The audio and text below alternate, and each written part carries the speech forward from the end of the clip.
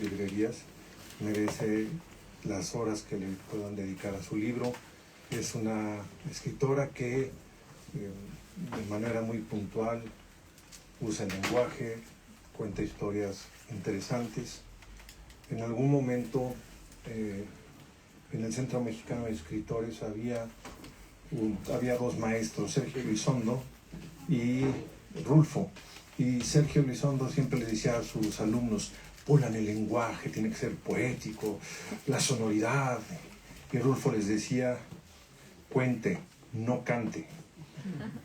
Y creo que entre la sonoridad y la búsqueda del lenguaje y el cuente, Ligia es la hija de ellos dos. Entonces es una novelista que tiene un afán por el lenguaje, tiene un afán por contar, que es muy interesante. Si no han leído Somoza, La muralla, los invito.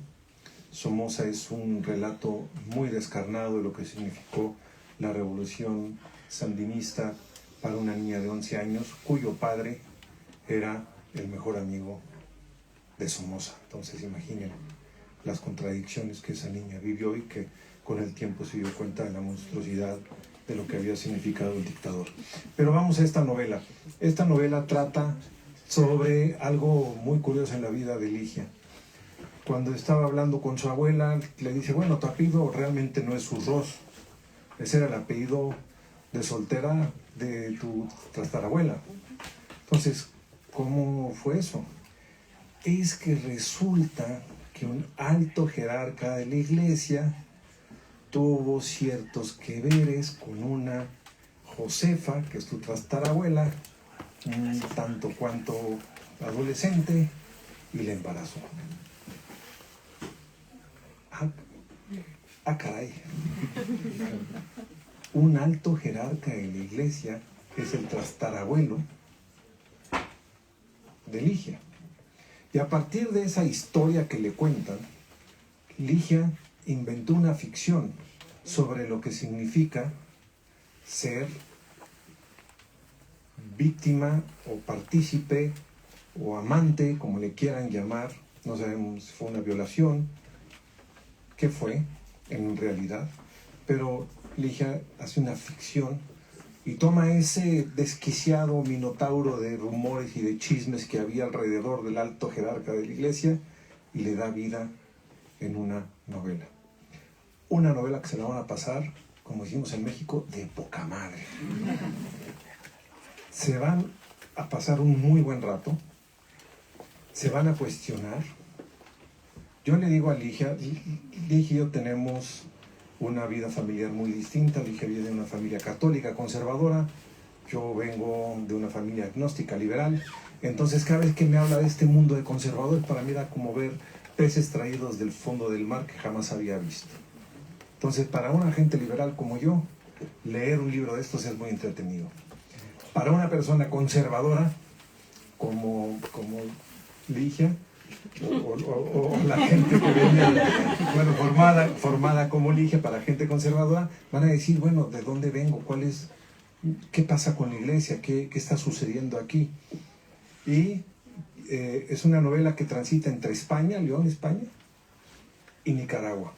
Y aquellos que sean de Nicaragua, me imagino que aquí hay algunos, por lo menos tengo 2 a mis lados, 3 a mis lados, una casi cuarta a mi lado, van a disfrutar mucho cómo ve una española con sus ojos del viejo mundo lo que son los colores, los olores, la luz, el clima de Nicaragua. La van a disfrutar mucho esta novela, de verdad, pero no solamente se van a entretener, van a ser confrontados en lo más profundo de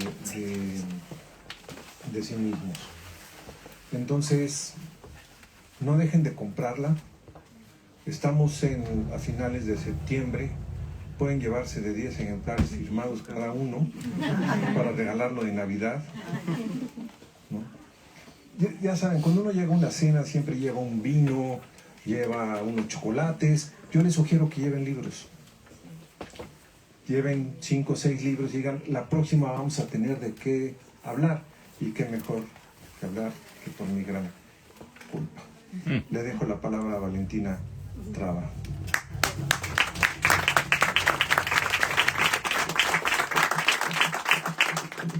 Hola a todos, buenas tardes. Para mí es un inmenso placer estar aquí, formar parte de Centroamérica Cuenta, pero por encima de cualquier cosa, de estar acompañando a Ligia hoy, porque he tenido la fortuna de ver crecer Por mi gran culpa. Y yo, a diferencia de Guillermo, muy parecido a Ligia, vengo de una familia religiosa, conservadora. Somos parte de esos peces en el acuario que para Guillermo son muy extraños, para nosotros eran muy comunes. Y creo que eso nos permitió, sobre todo, aventarnos unas discusiones y unas confrontaciones que al final eso es lo que provoca el libro. Independientemente de la construcción de los personajes, yo sí debo decir que cuando comencé la novela me azotaba, o sea, porque decía, estoy viendo reflejado o reflejadas a muchas familias con las que he crecido, con las que he convivido, empezando por abuelos, mamá, sí, empezando por abuelos, por mamá, por tíos, porque una de estas cosas que genera precisamente Por mi gran culpa es este proceso de reflexión, es pensar en cómo hemos crecido, cómo nos han educado, las cosas o esas pequeñas cosas que nos han dicho que pueden o no pueden ser durante toda nuestra vida. Y aquí hay algo que también discutimos mucho, sin importar si eres conservador o religioso, o sea, que tengas fe en la religión. Al final traemos esta carga y esta culpa encima que venimos arrastrando hombres y mujeres por igual. Evidentemente en la novela las protagonistas, particularmente una, pero vienen cargando esta lápida de años. Y lo discutimos también todo a partir del amor, porque no se conoce otra cosa. O sea, nadie quiere castigar al prójimo, sobre todo hablando de una familia, desde la maldad. Todo es desde el amor, pero también de estas creencias que nos han incrustado y nos han dicho que así deben ser las cosas. La novela, como bien dijo Guillermo, se va rápido, tiene un gran ritmo, y ese final, yo nada más quiero de verdad dejarlos con ese gusanito, porque al igual que tú, Vivi, yo le dije exactamente lo mismo. O sea, le mandé un mensaje y le puse, disculpa mi francés, porque el final para mí fue ese justo final en una historia que no esperaba que fuera. O sea, me lo dio absolutamente todo. Como lectores muchas veces pensamos en, uy, me hubiera gustado que pasara esto. Ay, ¿por qué no hizo esto? Cerré el libro y te lo dije, yo pegaba de brincos. O sea, yo decía, gracias, o sea, qué bueno que pasó esto. Entonces, sí, bien dice Guillermo, compren ejemplares de a montón, que se los firmen, qué mejor regalo, porque siempre se dice que ni de política ni de religión se debe hablar en la mesa. Pero este libro les va a abrir el diálogo, los va a confrontar. Y el sexo, también. Porque también tiene bastantito, ¿eh? Dime 20. O sea, política, religión y sexo. Bueno, sí, también, pero bueno, no quería yo llegar a eso. Sobre todo el tema religioso, que tanta incomodidad provoca, va a quedar ahí, al alcance de todos, y creo que lo más interesante va a ser poder ver qué es lo que piensa el otro, qué es lo que opina, la mirada del otro, y entender el porqué de esas formas de pensar. ¿Quieres arrancar tú con las preguntas? Entonces, hagamos un juramento primero todos. Compraremos por lo menos 5 ejemplares del libro de Ligia. Ya estuvo. Allá hay 5, allá hay 5, allá hay 5, 10, 20. ¿Quién da más? ¿Quién da más? Bueno, no. Yo te quiero hacer una pregunta, Ligia. Un amigo nuestro dijo que la literatura no era una cuestión seria. ¿Tú qué opinas al respecto? Antes de contestarte, quiero agradecer a todos los que están conmigo aquí. Me da una emoción bruta porque son gente de México, gente de España, gente de todos lados, y sí me siento muy arropada. Quiero agradecerle a Sergio porque me invita a Centroamérica Cuenta, y para mí es un honor inmenso estar al lado del escritor vivo más importante de Nicaragua y Centroamérica, que es Sergio. Y bueno, gracias a la librería Alberti, muchísimas gracias a mis queridos presentadores, pero mejor amigos, pues Guillermo y Valentina me acompañaron desde la primera idea de Por mi gran culpa, que les fui platicando, y entonces íbamos siempre rebotando ideas y comentando, y ellos siempre estuvieron muy cerca de mí. Diego Fonseca también estuvo muy cerca de mí, porque él también fue como un faro para mostrarme el camino de lo que iba a ser esta novela. Y bueno, agradezco muchísimo a Chet, mi nueva casa editorial, por recibirme con los brazos abiertos. Y bueno, pues muchísimas gracias. Y también a Fernanda Álvarez, que ahora es mi editora en Hachette. La literatura sí es seria. Para mí no puedo pensar que se considere como algo que no fuera serio, porque en mi vida sí lo es. De pronto puede ser lúdica, puede ser un juego, pero siempre dentro de ese juego hay una seriedad. Yo considero que tiene que tener rigor, mis letras te lo he aprendido, las letras tienen que tener rigor, tenemos que tratarlas con mucho respeto, y jamás miraría yo la literatura como una cosa no seria, un hobby, nunca lo miraría así, sino que verdaderamente es una entrega, pero muy fuerte a las letras, merece mucho tiempo, y si uno se va a dedicar a escribir, la lectura es fundamental también para tratar con seriedad algo que en realidad nosotros reverenciamos. Yo quiero entrar un poco a explorar la novela para generar precisamente esa curiosidad, y voy a agarrarme de lo básico, que es el título, Por mi gran culpa. Yo sé que independientemente de la historia que descubriste de tu abuela, la culpa está aquí, presente siempre. Porque hacemos o no hacemos, porque hicimos o no dejamos de hacer, porque somos mamás pero queríamos ser profesionistas, por cualquier cantidad de cosas. Y creo que aquí lo reflejaste muy bien, porque además está asociado directamente con un tema religioso. Pero, como decía, independientemente de esa historia de tu abuela, ¿cómo ha funcionado la culpa en ti como motor para esta novela? Pues sí, esta novela justamente se llama Por mi gran culpa, porque la emoción regente de la novela es la culpa. Pues desde que Eva le dijo a Adán que probara la manzana, y era la manzana del conocimiento. Y entonces, desde tiempos inmemoriales, se dice que Eva estuvo ahí para ofrecer la manzana y que cayera Adán. ¿Y por qué Adán se la comió? O sea, él también tiene la culpa, o sea, no es de que nada más ella, ¿no? Y desde ahí empieza una carguita de culpa hacia la mujer, y una carguita de culpa que se ha ido sumando y sumando. En la novela pueden ver cómo era la educación de las mujeres en 1870, en la cual pues la mujer tenía que estar reservada, el hombre era el que mandaba absolutamente en todo, y ella lo que tenía que replicar era la moral familiar y las costumbres familiares, y a eso eran pues las bodas y todo lo demás, ¿no? Entonces aquí viene reflejado estas culpas que vamos juntando y que han llegado hasta nuestros días. Por ejemplo, yo trabajé en Banamex, trabajaba en el banco. Aquí tengo dos compañeros que adoro del banco, y gracias Geraldine, gracias Alex por estar conmigo acompañándome. Era muy difícil en esa época, que fue hace 30 años y duré 25, dejar un momento a los hijos para dedicarte al banco. Y sí llegué a algún sitio donde me decían, ¿y tus hijos? No, pues están en la guardería. Y me decían, pero qué mamá tan cruel, qué madre deja a los hijos. Yo sabía que quería una carrera profesional, sabía que quería ser buena madre, pero cuando te dicen eso de qué mamá tan cruel, te pega durísimo, y ahí va, una culpa, otra culpa, otra culpa. Entonces toda esta carga culposa era lo que yo quería traer a la reflexión con esta novela. Y bueno, todo el mundo conoce, bueno, no todo el mundo, los católicos conocemos bien la oración con la que abre, digamos, el inicio de la misa, que es por mi culpa, por mi culpa, por mi gran culpa. O sea, independientemente de que yo no haya hecho nada malo, traigo esa culpa primigenia y la tengo que expiar frente a todo el mundo, ¿no? La novela está escrita en dos partes, o sea, tiene dos partes.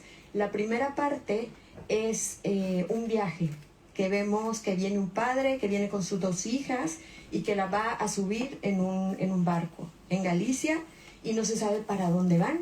Y de pronto se descubre que van para Nicaragua. Pero ¿por qué dos jovencitas, una de 16 y una de 18, viajan a Nicaragua, ¿no? Y después se regresa 4 meses antes.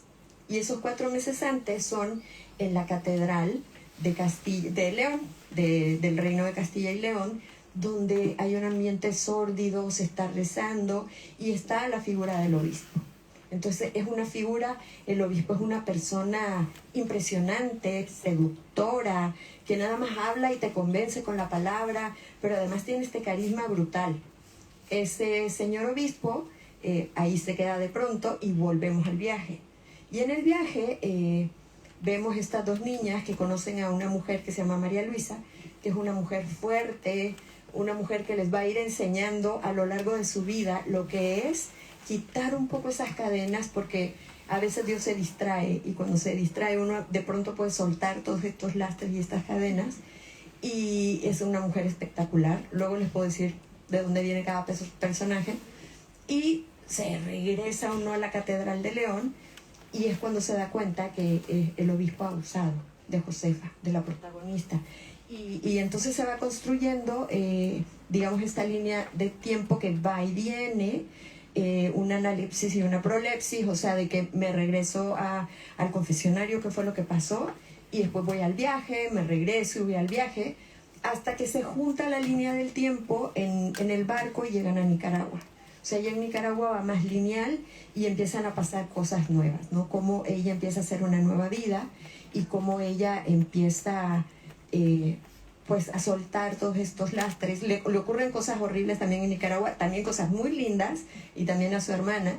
Y bueno, como el viaje en realidad es un viaje catártico, un viaje que hace que de esta oscuridad y de este terrible, digamos, lo que le pasó, encuentre la luz y encuentre la felicidad, cómo vaya de un ambiente sórdido, frío, húmedo, y llega a un ambiente completamente tropical, caliente y acogedor. Lo cambiaste del viaje del héroe al viaje de las heroínas. ¿Qué tal? Sí, porque son las mujeres ahí son las fuertes. Sí, gracias, sí. Ahorita que hablaste de la Biblia, para yo que no soy religioso, cuando leía la Biblia de chico decía, este es un manual de rebeldía. Es de verdad. Todos los seres humanos se están rebelando constantemente contra Dios. Desde Eva y Adán, pasando por Caín, la que se convierte en sal, luego Jonás no le quiere hacer caso. Constantemente los seres humanos no le están haciendo caso a Dios. ¿Qué hay de rebeldía en tu novela y qué hay de este respecto? Pues yo creo que en realidad se escuchan los rebeldes porque son voces fuertes, pero los obedientes somos más. Yo sí era mega obediente y he sido toda la vida muy obediente y he seguido todo por las reglas siempre, y creo que así somos la mayoría, creo. Y sí, en la novela sí hay rebeldía en el personaje de María Luisa. Los personajes están estructurados, o sea, como me enseñó aquí Diego Fonseca, que está muy serio por ahí, hay que tener una buena carpintería, que ya también lo decía Hemingway, que hay un iceberg. O sea, ustedes ven como el piquito del iceberg, pero abajo está construido, hay una construcción enorme. Y la construcción de estos personajes está la carpintería está súper detallada. Por ejemplo, Dolores está basada en Santa Teresa, porque ella siempre quiere servir al otro. Ella toda la vida quiere ser, para ella la felicidad es en el servicio, en el amor hacia el otro. Para Dolores, ella está estructurada como toda la filosofía de Paul Ricoeur, donde habla de la culpa, donde habla del pecado. Ese es el personaje de Josefa. El personaje del obispo, a él lo estructuré de una manera mucho más psicológica.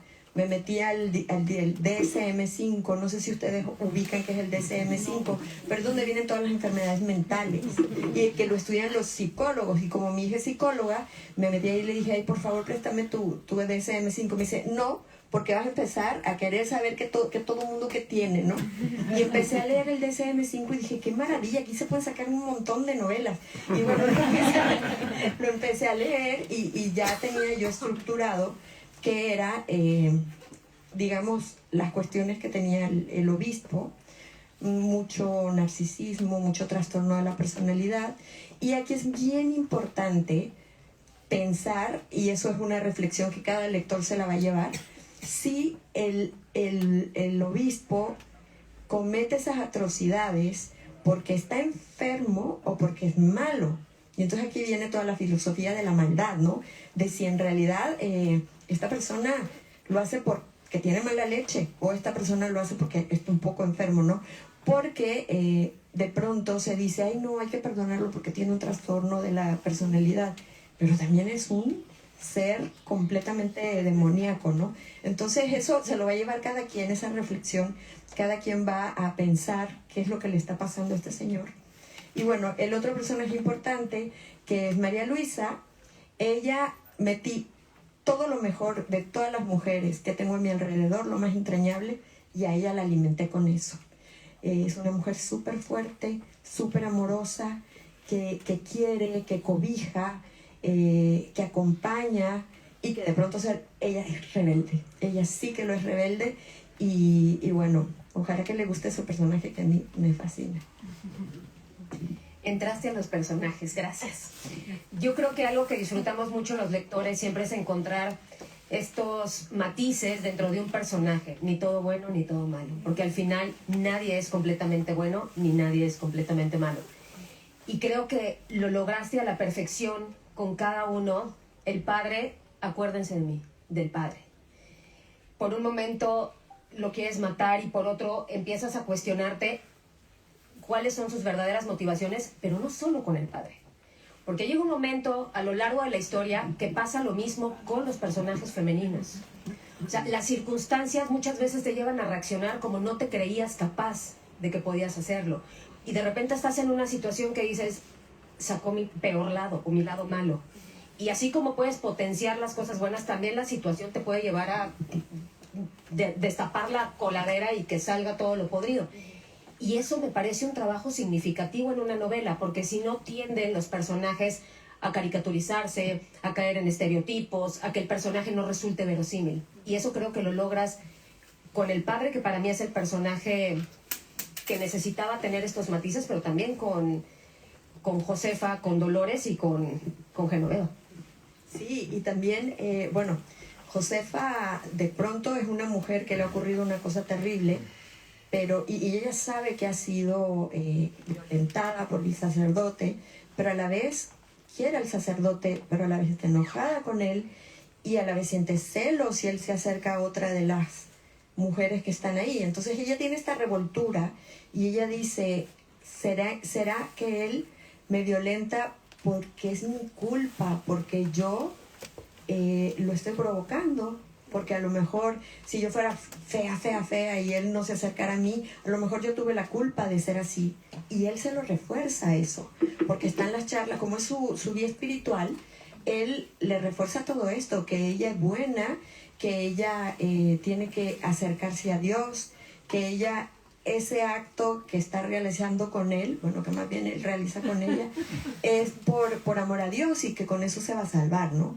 Entonces, sí es una cuestión, un manejo psicológico muy, muy serio. Y otro personaje que a mí me parece fundamental es, por ejemplo, don Rafael, es el padre de Josefa, y es un católico súper conservador, que siempre ha estado, digamos, contra los liberales, en el sentido de que vino la amortización de los bienes de la iglesia en esa época, en 1800 y piquito, donde él dice, pero ¿cómo es posible que le quiten a la iglesia sus bienes? No, el padre dice, no, eso es del demonio y esta gente que se ha metido en la desamortización de los bienes se va a condenar. Si la iglesia está como para repartir los bienes, no para que se los quiten.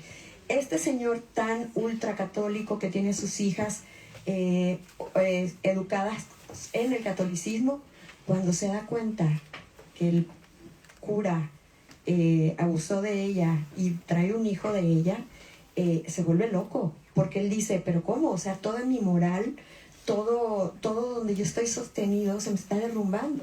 Y es esta lucha interna que tiene don Rafael de decir, pero es mi religión y confío en mi religión, pero a la vez es mi hija. y yo la amo a mi hija y la tengo que defender. O sea, ¿qué voy a hacer en este sentido, no? Igual pasa con la madre, con doña Lola, que ella quiere proteger a la hija, pero también, ¿y qué va a decir la sociedad? ¿Qué van a decir si la ven embarazada y no se sabe de quién es el padre, no? Entonces, todos los personajes tienen esta lucha de emociones, esta lucha de poderes entre adentro de ellos mismos, ¿no? Yo quiero hacer notar que no hay caricaturas. Era muy fácil hacer una caricatura. Hacer un obispo malo, con unos padres malos, con una mujer víctima, porque no hay víctima, no hay un padre que reprueba, sino un padre completamente confundido y una madre completamente confundida, unas hermanas confundidas. Hay ahí, incluso a pesar de que hay de que sea violentada, hay celos, hay una mezcla de emociones que a mí me parece muy interesante.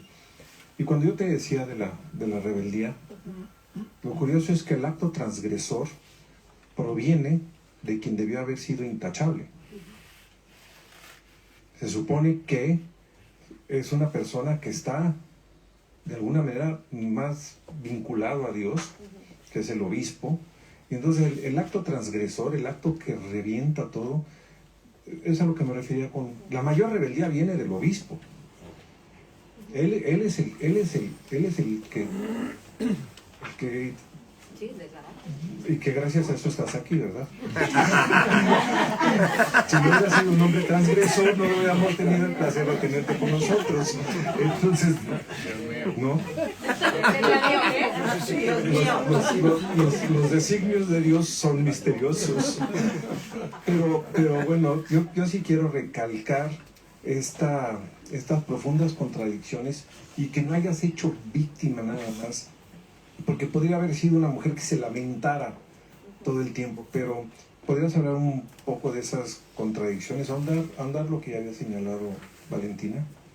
Sí, creo que todos los personajes tienen esta mezcla emocional, una carga emocional muy fuerte.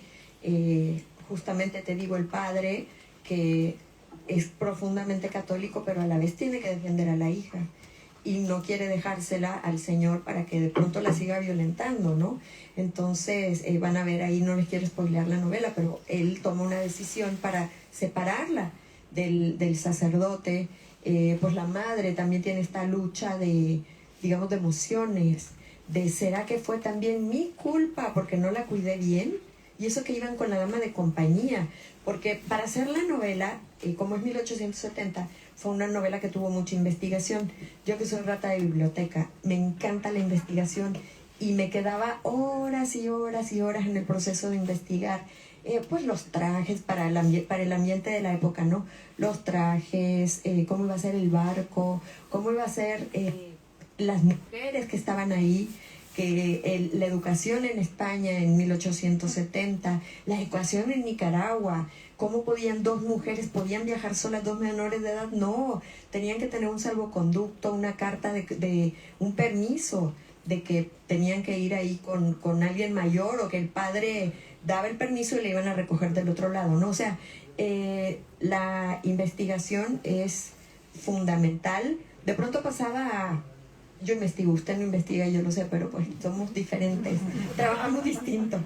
Y claro, por ejemplo, pasaba investigando 2 semanas, pero yo así, deliciosa, investigando mi copita de vino, y para escribir una línea.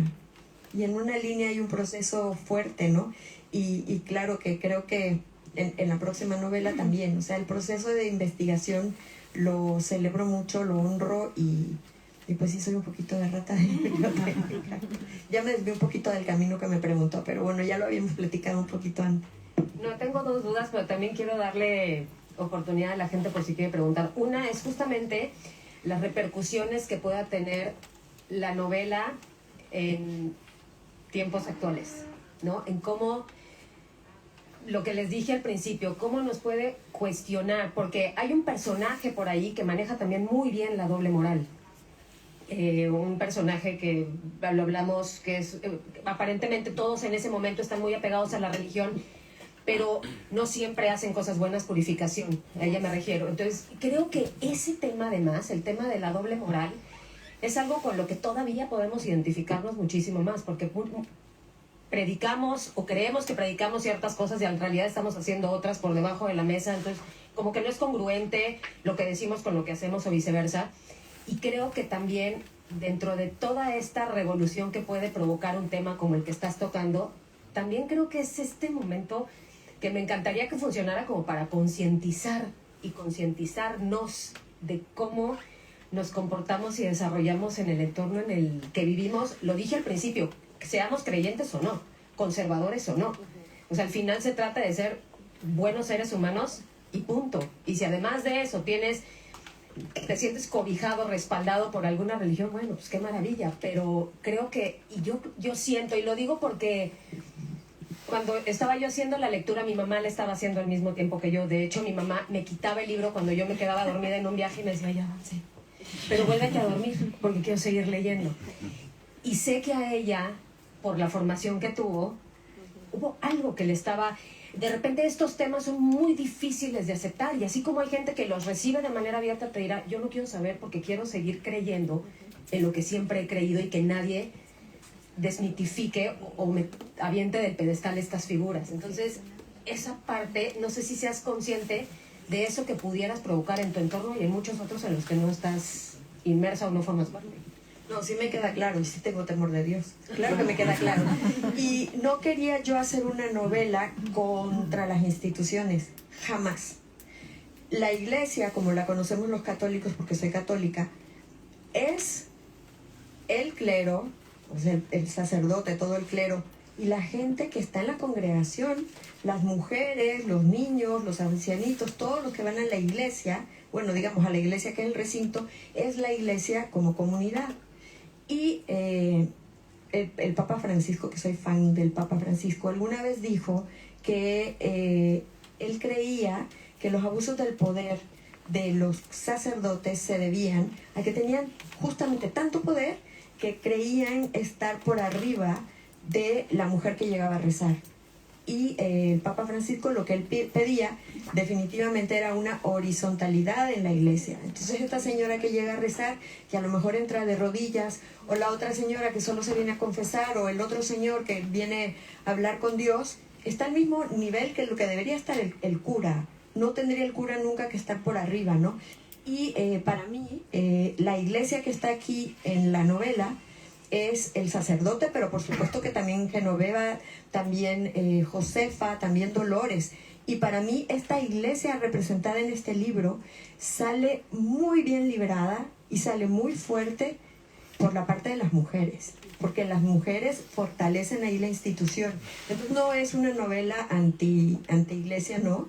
Es una novela probablemente ante algún abuso clerical. Creo que este ya no.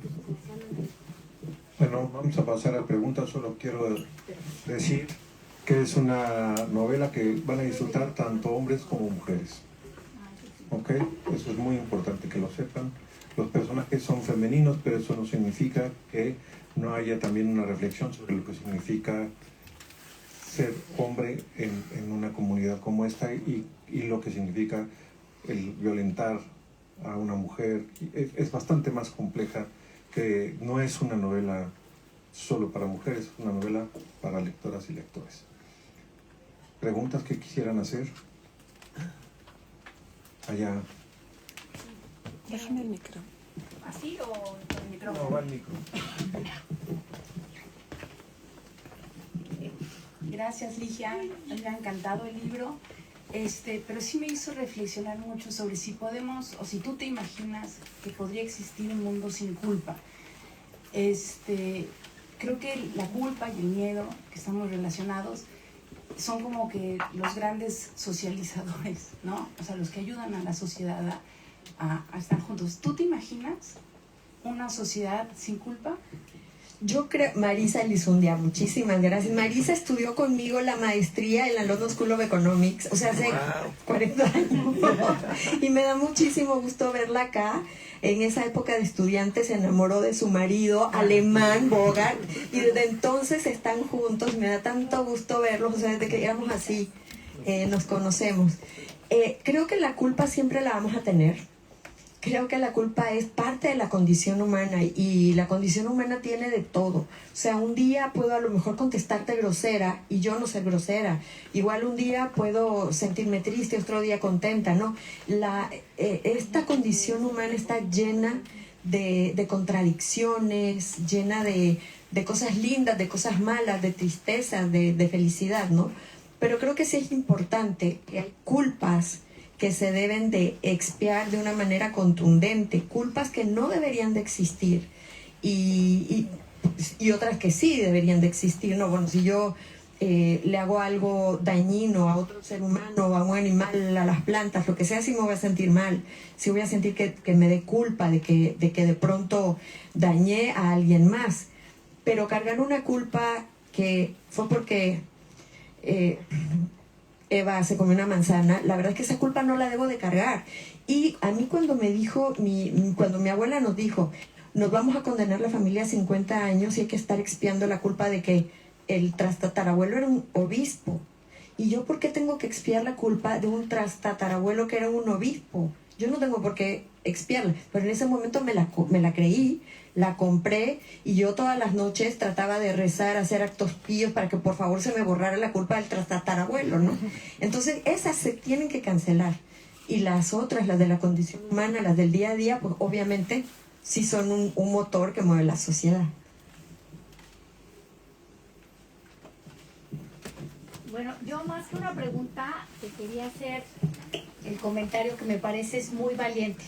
O sea, además de una extraordinaria escritora, me parece muy valiente porque en tu segundo libro, pues sacas como esta contradicción en la familia de que tu papá era el mejor amigo del que luego te das cuenta que fue un dictador. Y aquí, nuevamente, ¿no? Sacas el secreto familiar de este antecedente del obispo. Entonces me parece que eres muy valiente en usar como parte de tus historias pues estos secretos de familia que pues son fuertes. Ay, qué linda. Laura Padilla, aquí mi amiga divina, vecina de México. Ella es una mujer a la que admiro mucho, tiene una fundación espectacular de ELA. Y si le pueden ayudar a su fundación, por favor, métanle ahí platica, porque sí hace cosas muy buenas. Y muchísimas gracias. Pero sí es, digamos, muy difícil usar estos secretos familiares o estas cuestiones familiares. En Somoza, cuando yo escribí la novela, lo primero que hice fue mostrarle el manuscrito a las principales, que eran mi papá, mi mamá y mi hermana. O sea, yo dije, si ellos lo leen, quiero saber cómo se sienten, porque esta es una revelación familiar durísima, contundente, y la verdad es que mi papá me dijo, yo no hice nunca nada malo, jamás me aproveché de nada, yo nada más era su amigo, le daba ciertos consejos que no seguía siempre, y bueno, está todo dicho, y que vengan a decirme, que vengan a reclamarme, yo no tengo nada que esconder. Dale, públicala. Mi mamá lloró muchísimo y seguía llorando y no me podía comentar porque decía, esto ha sido una catarsis en nuestras vidas, y después de tenerlo tanto tiempo escondido, ella lo pudo sacar, y para ella fue muy bueno, ¿no? Y me dijo, públicala. Y mi hermana igual, pero mi hermana me dice, a pesar de que nos llevamos 2 años, ella estaba en esta edad donde miraba todo como que no pasaba nada, como que ella se quedaba en la casa en la guerra y que no iba al colegio, entonces qué alegre, estamos todos en la casa y no voy al colegio. Y me dijo, ¿y por qué yo lo siento así? ¿Por qué te dio tanto miedo? ¿Por qué sufriste tanto en la guerra? Y yo le dije, hermana, porque yo te tenía que cuidar, yo no iba a pasarte el miedo, así como la película de La vida es bella, de que, qué lindo, tranquila, no pasa nada. Ella no sentía mi miedo. Y me dijo, yo tampoco tengo ningún problema, porque también de ella hablo mucho en la novela, ¿no?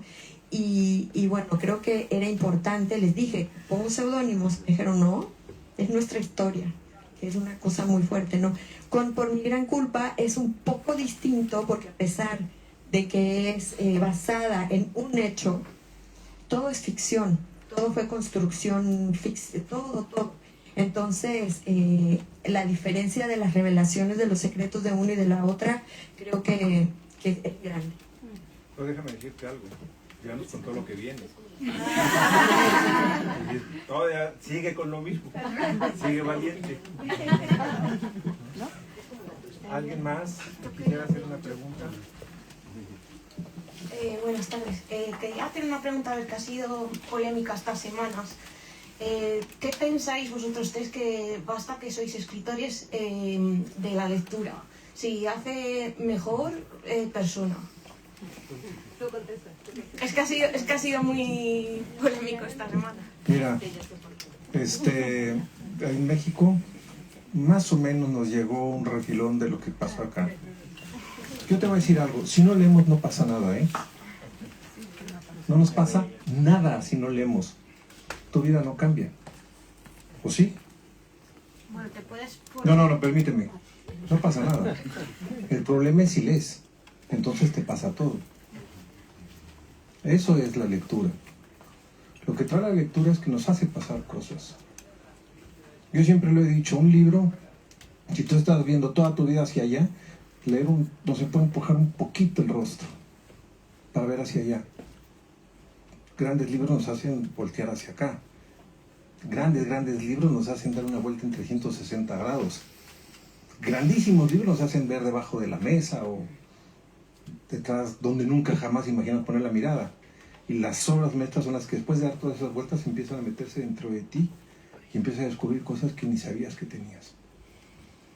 Y el libro jamás te va a dar una respuesta. Lo que te va a hacer es que te formules preguntas. Yo no sé si nos va a hacer mejores o peores personas, pero sí nos hace que nos pasen cosas y nos hace cuestionarnos. Y en términos de Paulo Freire, permite que en lugar de estar en el mundo, estemos con el mundo y podamos tener la capacidad de transformarlo.